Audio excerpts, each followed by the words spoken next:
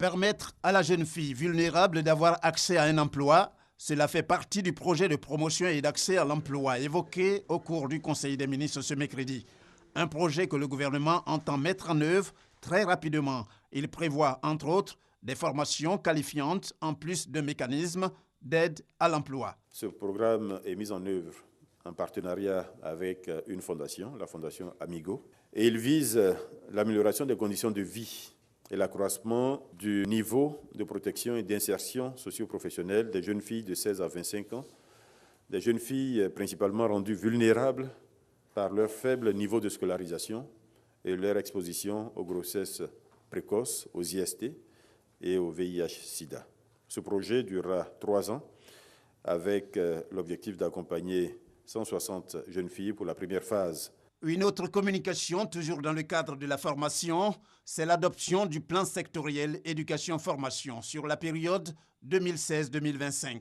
Avec cette mesure, le gouvernement ivoirien, selon ce Conseil des ministres, se fixe pour objectif de mieux planifier l'évolution du système scolaire en Côte d'Ivoire. Ce projet de grande envergure vise principalement à assurer à tous les enfants et adultes de Côte d'Ivoire une éducation et une formation de qualité.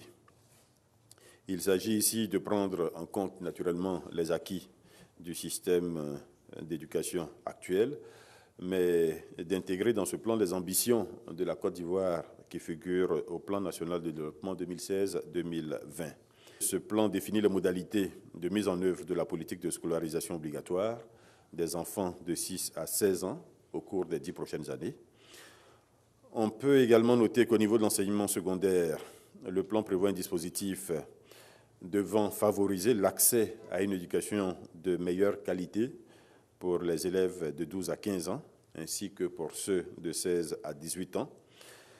L'achèvement du cycle à travers le renforcement de l'offre d'éducation dans les différents cycles de l'enseignement secondaire, le renforcement de la lutte contre les violences et les conflits en milieu scolaire, ainsi que la mise en œuvre de mesures d'incitation à la scolarisation.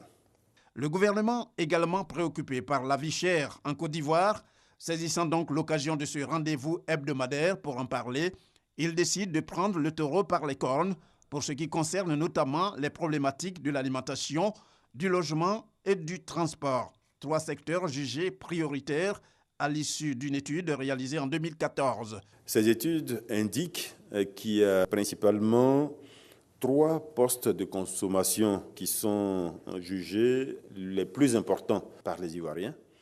C'est l'alimentation, 25%, c'est le logement, 13%, et c'est les transports, 12%. Donc, le gouvernement a décidé de mettre l'accent le plus fortement possible sur les 3 postes cités, donc l'alimentation, le logement et les transports. Tout va être mis en œuvre pour que sur ces 3-là, nous ayons des résultats tangibles. Dans l'immédiat, relativement à l'alimentation, les prix et les marges sur le riz, l'huile, la tomate concentrée, le sucre, le ciment sont bloqués. Concernant le transport, un cadre de concertation sera mis en place qui permettra de renforcer la lutte contre les faux frais. Ce cadre va comprendre l'Office de la fluidité des transports, l'unité de lutte contre le racket, le Conseil national de lutte contre la vie chère et le Haut Conseil du patronat des entreprises de transport. Au niveau des transports, toujours, un nouveau plan de desserte par les bus de la Sotra sera mis en place, qui permettra à ces bus d'aller beaucoup plus loin qu'ils ne le font aujourd'hui. Au niveau du logement, les conditions de bail à usage d'habitation et de bail à usage commercial feront l'objet d'une réglementation plus stricte. Puis cette mission très importante conduite par le Premier ministre à destination des marchés internationaux qui a fait l'objet d'une communication. Il s'agit plutôt d'une campagne de marketing dénommée Roadshow en vue de la mobilisation de ressources financières. Une mission dans des capitales occidentales telles que Paris, Londres et Washington, pour ne citer que celle-là. Elle commence ce mercredi 31 mai et prend fin le 10 juin prochain.